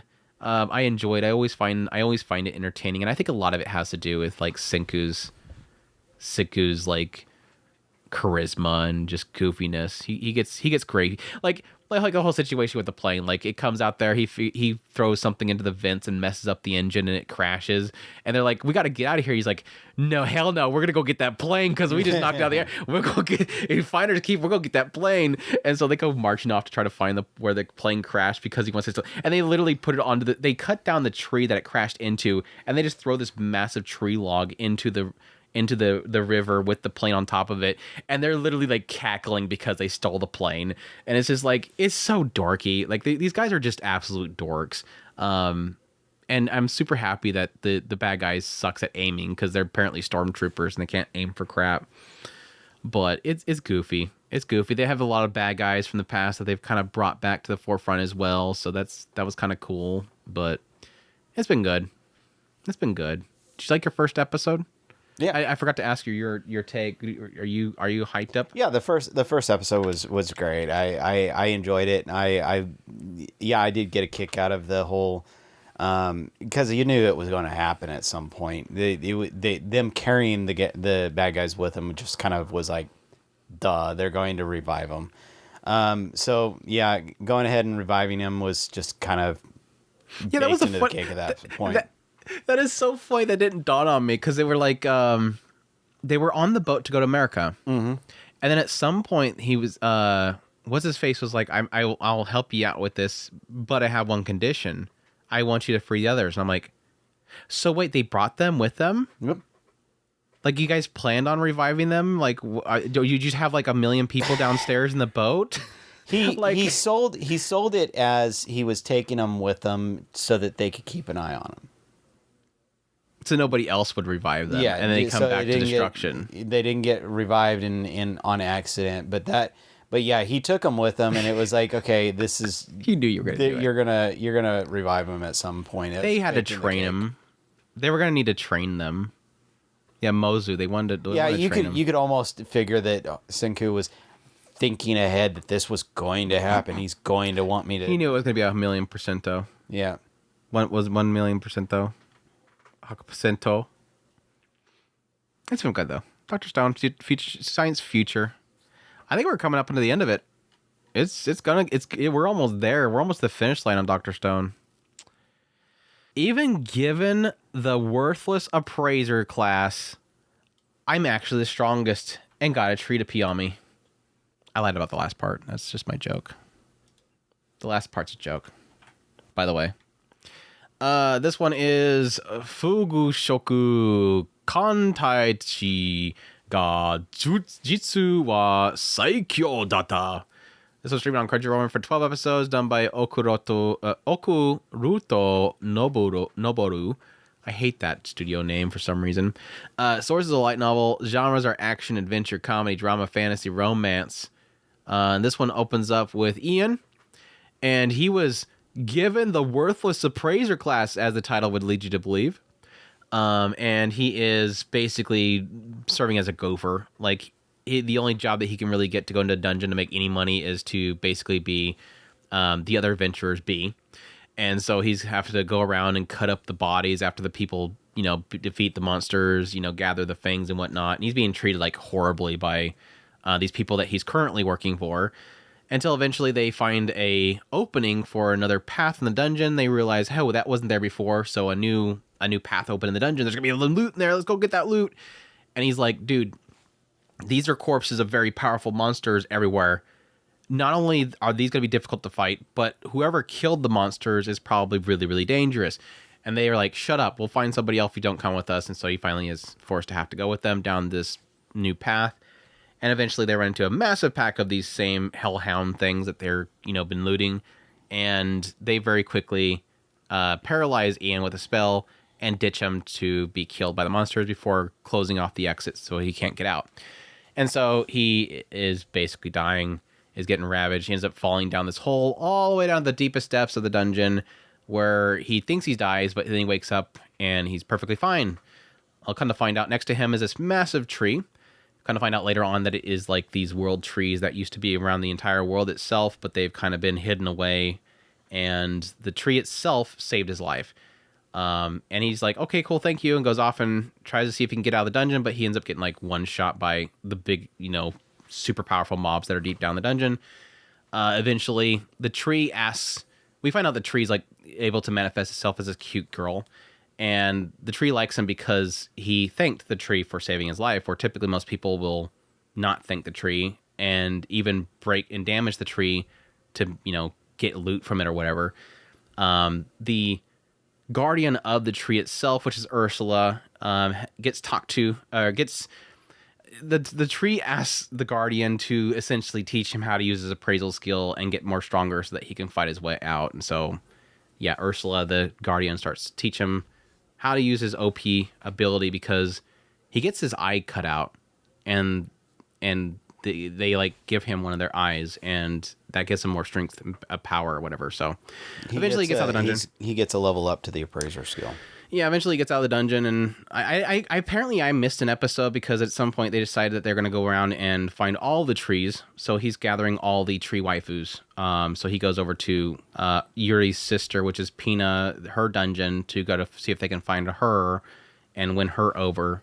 And then he wins her over, and then she makes a pact with him. So now he has two tree waifus, and then there's like the servants of the tree waifu, Pina, that are now also wanting him to make pacts with them so they can go with him as well. So he's just making a massive harem of tree waifus and servants of the tree waifus. I didn't see that part. Where he wins over Pina? Yep. I didn't even see Pina. Well, I seen... Was it Pina, or am I getting the wrong name? It was the one that was like it was in the other dungeon, and the guy that like, threw him to the wolves in the first episode, he's like solo now, and so he's like getting mad at Ian because Ian keeps saving him. I got to the point where he said that he was going to go get all So you watched the episode that apparently I missed because I completely was like, why? It was one of those moments where like I watched the episode and I'm like, wait, I don't know when we established we're going to this place, but I can kind of fill in the blanks here. It's not like it's not like this is a deep story or anything. Did I get the assumption right though that he finally got out of the dungeon and she's like, hey, can you help me find my sisters? Yuri asked him, hey, can we go and see all See my my sisters. sisters. Yeah. And yes, he bumped into whatever Doofus's face is, and he kind of, the dude was sitting there on a bench with a couple of other guys, crying his eyes out about how much of a scary situation it was. But Ein saved his life. Ein saved his life, and when Ein popped up, he was like, yeah, it was stupid. Yeah, see, I seen him, and what happened was like he went into the guild area, and everybody looked at him like it was his fault, and the girl legit like told everybody that he forced her to cast Paralyze, and I'm like, oh, whatever. Yep. Anyways, I can see that. That would be probably in the next episode because I didn't see that. Yeah, that was the one where they went into the dungeon for, and again he was trying to prove that he's trying to prove to everybody that he can be a hero again, and so he decides to go into Pina's dungeon. Gotcha. And then Ein saves his butt, and he gets super mad because Ein saved him. It's like, I'm not getting whatever to shut up. Move on. I just can I say how much I absolutely detest that we have to keep doing this? The character gets betrayed by someone in the first episode, or their party or whatever, and they for some reason have to keep the stupid party members around for the entire story. I don't care. I don't care. The entire first episode, almost all the way up until the introduction of the World Tree was god awful. This feels like one of those edgelord start I things. Totally thought it was going to go off. I thought it was style. going to. So at least so he didn't glad turn into an edgy Arfaretta character. Yeah, I was so glad that he didn't end up going that route. But I mean, I'm fine with some edgelords, but this one, I was. There's so much edge I could take. He's not too much edge. But it ended up being really fun. I really like Yuri. I like Ein. He's a really cool guy. Ursula's keeping him in check. So I'm as it stands right now, I'm really enjoying it. I did not see the tree piece section. So yeah, I missed like that. when he gets injured, Ursula would bring him back, and Yuri would pee on him. She like hold out her hands like this, and pee would go right on top of him. It looks like she's just taking a leak on him, because her pee. I mean, where's the water coming from, Chris? I'm with you. It's tree sap. It's her water. It's tree sap. That's so much worse. Anyways, she kind of grew on me, but I hate Ursula, and I kind of don't like Pina. Like, these characters are his harem's. I mean, besides Yuri's just like, I'm cute and I'm super nice and like to heal him. Teehee. Ursula's just like obnoxious grandma. Like, she's Yuri like super protective mama, and so she's kind of obnoxious, but she kind of grew on me over time. But it like almost feels like every harem member he's meeting are just kind of just snotty, like they're not likable. So I'm hoping like maybe that's kind of the shtick this writer likes. That everybody has to be like really annoying at first, but then eventually they turn into being cute or fun. But for now, it's like obnoxious. I don't know. I think that's the series' biggest problem. Ian's just kind of like, oh, I wasn't strong, but now I'm fighting to become stronger, and he's not really all that interesting at all.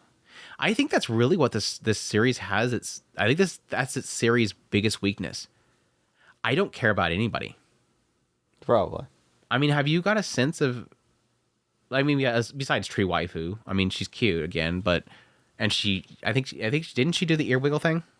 I think she did the ear wiggle thing. I don't remember. She got cute ears. They all have elf ears though, so that's nothing really new. Maybe it's just like the world trees all have. Yeah, I can't disagree with you on the characters. I'm not too. I guess maybe I'm just hoping for everything to pull together, but as it stands right now, they're not really all that interesting. Yeah, I think that's my biggest problem. Other than that, it's just like, again, him getting stronger and making pew-pews and going, oh, I figured out how to get stronger. Okay, now I'm gonna go over here and I'm going to impress the guy that was super mean to me in the past, and then get more waifus. I don't think there's really much to the story overall that I'm really caring about either. It's really the concept of the world trees used to exist, and now he's discovering the world. He's finding the world trees that were once forgotten, sort of kind of thing. Again, not really much there. It's just it feels like a very throwaway show for me currently. I don't think it's going to be something I'll probably stick with. But yeah, it's there. It's there. My appraisal skill gets me peed on by the tree. You know what is great, though? Honey lemon soda, Chris. Have you ever had honey lemon soda? I honestly, legit, I don't think I've ever had honey lemon soda. Not soda. I've had honey lemon tea. I've had tea, but I've never had. I can't envision. I can't envision like that as a drink that I would consume. Like, oh, here you go. Gulp, gulp, gulp, gulp. Anyways, it seems to be the brand of choice for Kai Miura, who is our main hunka dunka in this series. Honey Lemon Soda, streaming on Crunchyroll for 12 episodes done by JC Staff. Source is a manga. These genres are romance. And this one opens up with Uka Ishimori, and she, for pretty much her entire school existence, has been known as Stony Girl or something like that. She's always been picked on because she doesn't get involved with anything. She doesn't really express much, and so everybody kind of she became like the punching bag of everybody.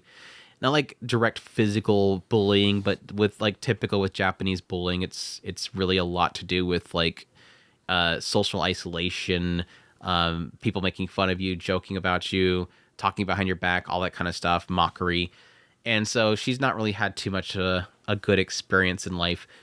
Eventually, she's deciding what school she wanted to go to, and this one guy she gets like bumped into by some mean kids from her school. And eventually, this guy, Kai Miura, he shows up and says, you should probably go for this school. And so she assumes that that's the school that he's going to, and she kind of helped him out. So she decides, I'm going to go to the school that he's going to. Cut forward, she's now going to that school, and he's in the same school as her, so that kind of helps her out a little bit there. But very quickly, she starts to get kind of bullied again. Everybody's, pointing out that, oh yeah, she's the Stony Girl from our last school. And so she's kind of going right back to where she was before, even though she wanted to change this time. And then Kai steps up and kind of steps in front of them and gives her that encouragement, constantly saying, you need to stand up for this stuff. Stop apologizing. Do this, do that. It all leads to her, even at some point deciding that she wants to stand up to the bullies and sprays them with honey lemon soda because that's something that he's done in the past. So she's like, I'm going to do it too. And so she sprays him with the honey lemon soda. And what kind of follows is that she's now kind of getting in with Kai's group, meeting all the other members of his little clique, and getting friends finally having the courage to step out there and speak up, and people meeting her, and she's getting a new life. And it's all thanks to Kai Miura and his honey lemon soda.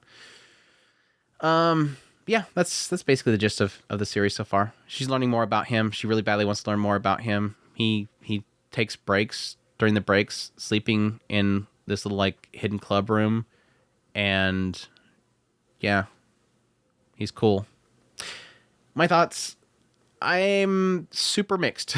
I'm super, super mixed about this show. On one end, my heart breaks for Ishimura. Like I absolutely just hurt for her and what she goes through. Again, it's not like physical bullying, but it's just as bad. The psychological bullying that she's gone through.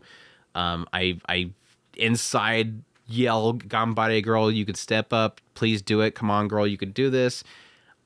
She's definitely a character that you want to get behind. Like you really want. It's like she's like a Bocchi character. Like she's totally like a Hitori Bocchi character, where it's like, "Girl, you could do it. Come on, girl, you could do it."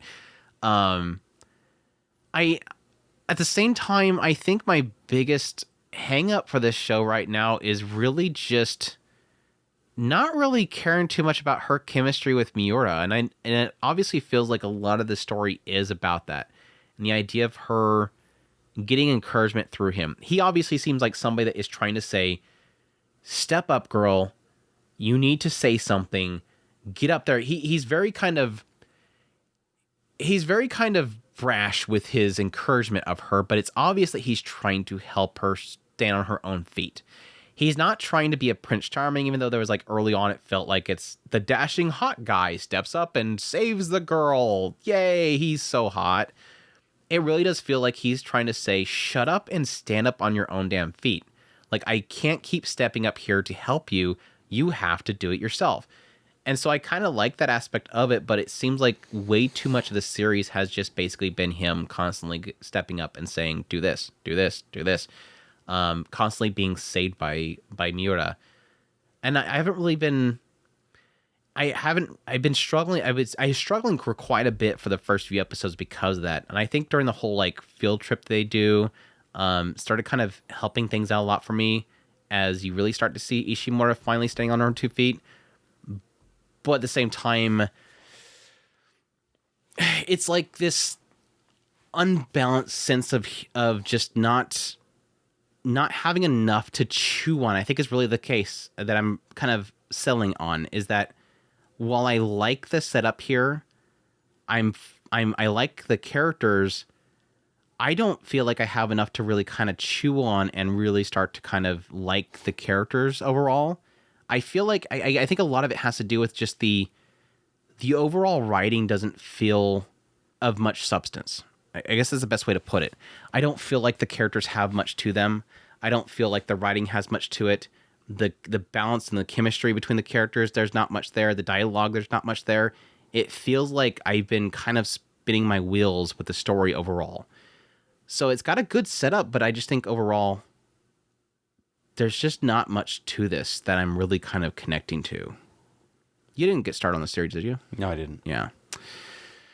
I don't know. I think I might keep watching it, but it's got to do something here soon. Like, it's got to do something here soon for me to want to keep going on with it. It's dry. It's very dry. What else do we have? Magic Maker making Wincest. Magicest in another world. Me. We did that earlier, except the dog's off. Oh, I gotta freaking hate this main character so freaking much. I hate this character so much. Magic Maker, how to make magic in another world. Our like fourth old person isekai into another world show. There's a lot of old dudes getting isekai in this season. Magic Maker Isekai Maho no Sukurikata. This one is streaming on Crunchyroll for 12 episodes, done by Studio Dean. Ugh, gosh. That explains the horrible visuals. Based on a light novel, action, adventure, fantasy, slice of lifeu. And this one opens up with... the first episode actually opens up with Marie. And Marie is the daughter of this noble family. And their parents come home with a new baby boy. And she's super excited because she's going to be a big sis. She's going to take care of him. And so she's like training in swordsmanship. She's going to take care of her little brother and protect him. Really kind of shows her kind of pointing out that he's kind of a weird brother. He acts very mature for his age, talking about how he doesn't want to wet the bed anymore. Is trying to get stronger and get learned. And eventually she also notes the fact that he keeps doing weird things whenever he's alone, where he's yelling fireball and stuff like that. Eventually, yes, we technically do switch perspectives and find out that this Shion guy, her little brother, is actually an isekai from another world. He was like 30-something and really badly wanted to make magic in our modern times Japan, and then had a heart attack. He was like yelling that he wanted to cast a fireball in his little room and then has a heart attack. And then appeared in this world where he's like, oh, cool, it's another world, so obviously they might have magic here. Even have at some point where he's at the dinner table and he's asking Dad, hey, is there a concept called magic in this world? And he's like, magic? What is that? So he quickly realized this world he's been brought to doesn't have magic, even though he's like super excited about that. But he's still not going to give up. He's like researching like everything about the world, trying to figure out if there's some sign that he can make magic itself. Eventually Marie, knowing that he's trying to make this magic thing, you know, what he was describing it as, hey, this whole weird phenomenon that's happening at this lake might be what you're looking for. So she brings him to the lake, and sure enough, like from the lake, these little white orbs are coming from the lake. And so he's like, yeah, that might actually be this magic. So they basically start to research it by gathering different samples of the water in different ways. And eventually he realizes it's coming from the fish. That the fish in like their mating ritual or whatever to each other, a male and a female fish, will create these orbs. And it all comes down to, yes, this point where Mary claims that like they can make magic together because they're always going to be together, and he's like, that's fine, but we're like brother and sister.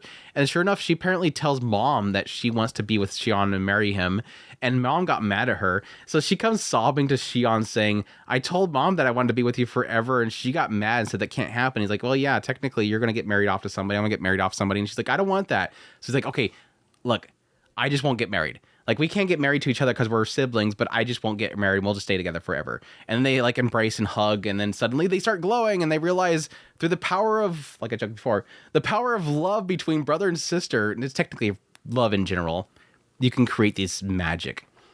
But kind of precedes this is just, yes, him experimenting with the now creation of orb magic, or the aura that he's created the magic from, and trying different methods of essentially turning it into fuel. Is what it really kind of comes down to, is that he can create the aura of this magic from his hand, and then he's able to then interact with that aura with some element, and it will create magic from it. So he sends a ball of this from his hand, and it hits a campfire, it will turn into flames. If he sends a ball of this to it's like an electric stone, it will then create an electric reaction. So he's trying to figure out how to essentially make magic. So at some point they get attacked by a goblin. He basically aured his hand, and it absorbed the mana from the goblin and killed it. That was weird. So what are your thoughts on Shion? Yeah, and every time that he does some sort of reaction or something, he goes because he's obsessed with magic. I like the show. It has all the kind of makings of exactly making magic. Yeah, it's of making magic. Sorry. It's got all the things that I kind of want in a show where it's about building something from scratch, and I really love that from out of this show. Can't say that I have a lot of love for Shion. He's not exactly the greatest character. I love Marie. Marie is absolutely adorable. Edis Grey Rat. Why would not like her? Literally the same Seiyu. But when I like the fact that he's constantly going from, literally from scratch. We're going from scratch. I don't much care for his little lesson things. This is how what have we learned now? We have learned this, and we're breaking down this. And it's like, wait, we didn't cover that part. Where did you skip that part? But here, we'll go with it. We literally just did this, so let's show you the steps that we just literally did. Yeah. Thank you. But yeah, I do like the fact that we're going from scratch, literally breaking it down every step along the way. As boring as I could see that being for some people, it's working for me. I love it. I respect that slow thing. It's kind of going to, this is going in really into like a sort of hint at something, a video I'm cooking up. Is this show, I think, is going to go into that category of something that will be a worthless show in the end, because it has a difficulty that every single isekai fantasy show has right now, where it's going so slow and it's being so methodical, and that would be great under normal circumstances, but we know we're not getting more than one core of this. And I feel like right now, because we're like, 5 or 6 episodes in at this point, and he has finally learned how to send the mana energy from his hand into a form or a shape, it run into an element and turn it into magic. We've finally got to that point. And yeah, now he's basically carrying around a freaking the thing to make a spark so that he can send the magic through that spark maker. So he's going clap and he's sending out magic and it makes a fireball. But he's obvious that this is finally leading to what shows in the OP, where he has some weird glove, and I'm assuming he's going to put every element on that glove so that he can send it. We're at the point now where an electricity with that magnet stone, and he's going to have some kind of a sparker for his fire. He's literally gotten, we've spent the last 5/6 episodes getting to this point, and I feel like by the time this season ends, or this core ends, he will probably have finally figured out how to make a glove to cast his spells from. It does look like there's obviously a big time jump in the OP as well, and I'm kind of curious when that'll happen. But it's like going to be one of those things where we're going to create the very first elements of it and not really get into a good punchline, which is fine for the story because it feels like the title is Magic Maker. That's obviously what they're going for here. But I feel like we're not going to get to enough of a satisfying point of it.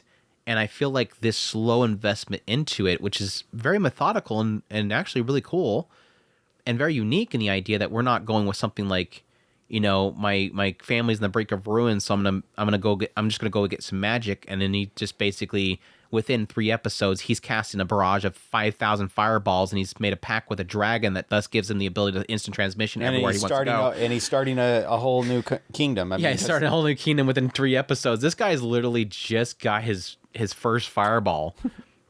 Over here, this dude's created a kingdom, and he's got dragon armor. And over here, this guy just literally first threw his first fireball and is going, which definitely does show you the amount of effort this guy has gone through. Dude deserves to have a pervy laugh out of it. Yeah. Whereas this guy over here is like, oh yeah, I cast 5,000 of them. Magic missiles. Magic missiles. He deserves to be a little bit happy about the situation, but at the same time, it's like we're going this long for this. I don't know that we're ever gonna. I don't feel that this is gonna be a very satisfying season overall, unless again it does hopefully get another season. I don't know. I will admit though, yeah, I'm with Chris 110%. I freaking hate this dude. I literally hate Xion. He is so freaking obnoxious. This is a weird thing here because I honestly, when I did my first impressions of the show, I was actually very impressed with how it opens up, because I think if I didn't have a PB key art to go with this show, I would almost wonder if Marie was the main character. Because Marie, when it first opens up, she is literally the first episode, the whole first episode is her perspective. It's what she's doing. Her observations of Xion. I mean, you get by the fact that he's yelling fireball from a corner alone. This dude's going to be a sick guy. But it was kind of a clever way of kind of opening it. I'm kind of curious if the original source material opened up that way as well. Like, I'm Marie, I'm this daughter of this family, and they brought up a brother home or whatever. Because I thought that was a really cool way. And yeah, technically it did turn into be really liking Marie's character more than Xion overall, because she equally is trying very hard to get stronger. Yeah. And a lot of that has to do is with her love for family. She wants to protect her family. And she viewed that Xion was smarter than her. Her brother was so much more reliable. He's smarter. He's book smart. She can't get in the books like he does. So what I'm going to do? I'm going to protect him with my strength. So I'm going to train the sword. That's all I know how to do is swing a sword. Again, another thing that kind of leads into the whole Edis thing, besides her Seiyu literally being the same. And she's just all about swinging that sword and getting stronger. And then she gives him his biggest breakthrough. Yeah. Every breakthrough is from her, by the way, because literally she shows him where the orbs are. She shows him. I think it was Rose, the one that brought the other fish. So Rose helped them with getting the 2 fish together. But no, she hugs him through her desire to be with him. Literally shows him love, and that does produce the Magicest joke. So he helps her produce his aura, and then later on he spends just forever trying to figure out how to do something with that aura. Like, he spends like literally, like, it feels like I think it was 2 episodes of him just trying to figure out what to do with it. Like, I can create it, what do I do with it?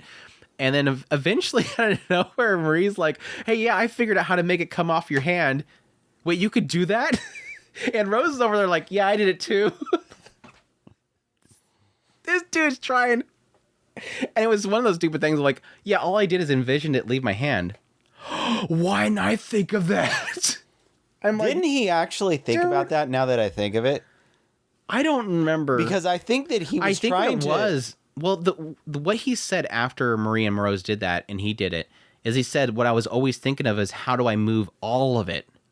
I never thought about just breaking off a point of it, because he was envisioning it like a water drop. So you have the mass of water, but there's one drop that comes away from it.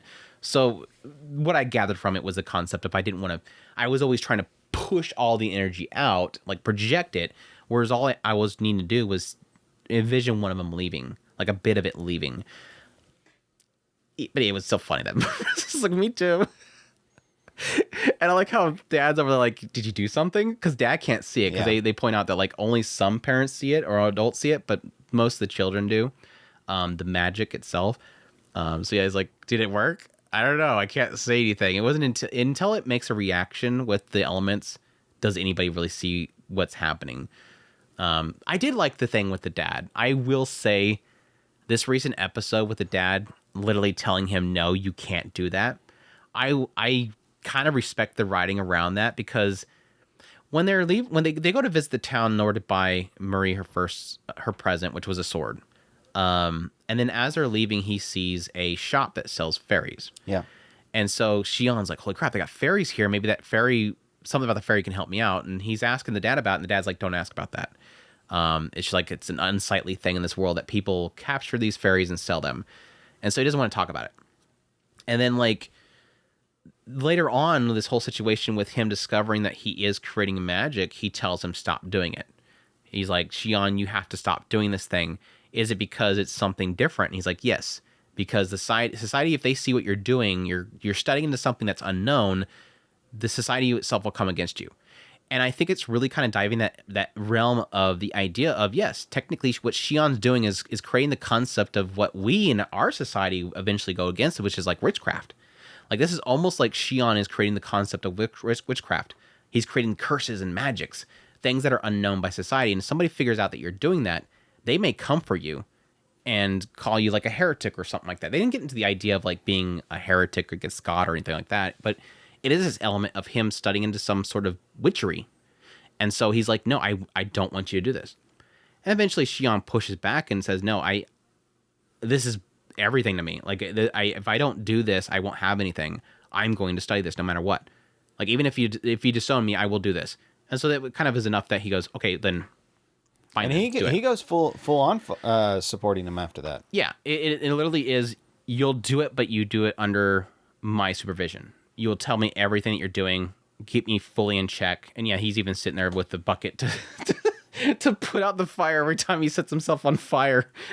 I thought that was actually a really cool moment, because again, that does sort of give you an indication of the bigger ramifications of it, because every time he talks to the dad, there is sort of a grounding of what he's doing there. And again, it goes to what I was talking about earlier, where I do feel like this writer is cooking something unique here in the idea of that very slow, methodical building up. Because I think when we first seen the videos and the PVs and synopsis was like, so he goes to another world and there's no magic there, but then he makes it becomes OP, right? This is taking forever. This is a very long and very drawn out process of making magic. So it is literally the birth of magic itself. And they're sort of grounding it every time he interacts with the dad, because the dad sort of gives a bigger picture of society and what they see. And he is a noble father, so he is very learned by most standards of the world, because everybody else is a commoner, is not going to be very learned. He's very learned. So he should know about this stuff.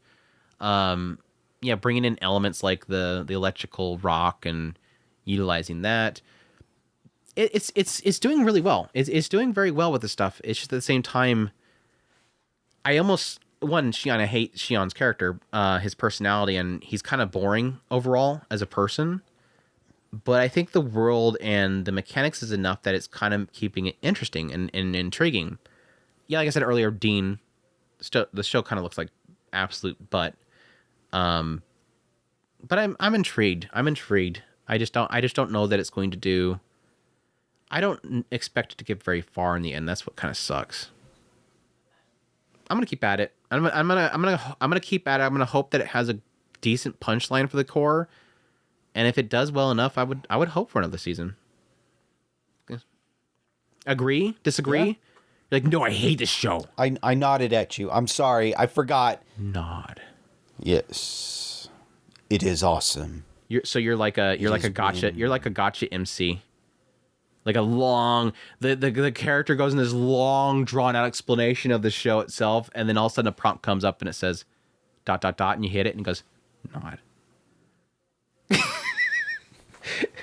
The world will end unless you agree that this is the best choice for us to make. Nod. We will go to war then. I love that about gacha game MCs. They literally nod to the end of the world. Nod to the agreements of the end of world-ending war and epic scale. The MC traveler / protagonist has nodded. I guess we'll leave it there. We're getting close to the 2-hour mark. So, and I'm the next show that we have on the list, I'm going to talk about for like 30 minutes straight. So it's probably best not to get in that one yet, which is From Bureaucrat to Villainous. I thought we talked about that one already. That's a super good one to get into. What else do we have? Let's get a break. Let me double check how much more we have. We still got to do Flower and Asura. Chris still needs to get caught up on that. How far are you into it? I haven't watched it. You haven't watched it yet? You're not going to watch it? No, now I have time. Okay, you are though. Okay, good though. So yeah, we have Flower and Asura, which by the way is going to be literally like one of my other favorite shows of the season. Bureaucrat to Villainous is definitely going to be up there, one of my favorites of the season too. So that'll be 2 really good ones to talk about next week. We still have Apothecary Diaries. So that's another big banger to talk about.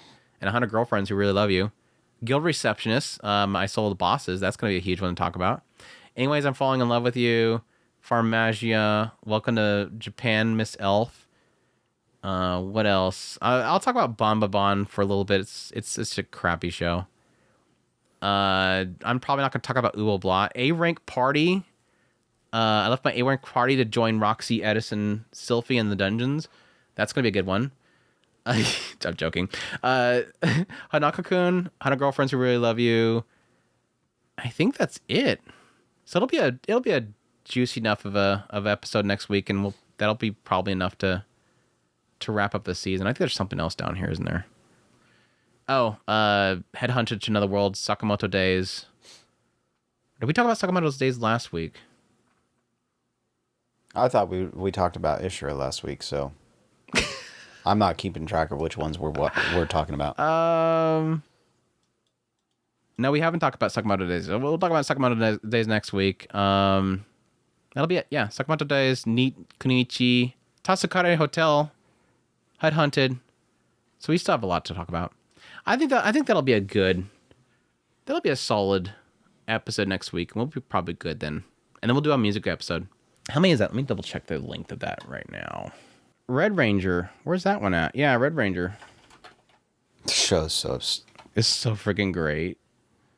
It's so freaking great. Tell me it's great, Chris. It's stupid. It's so freaking It's great. so stupid. Nani?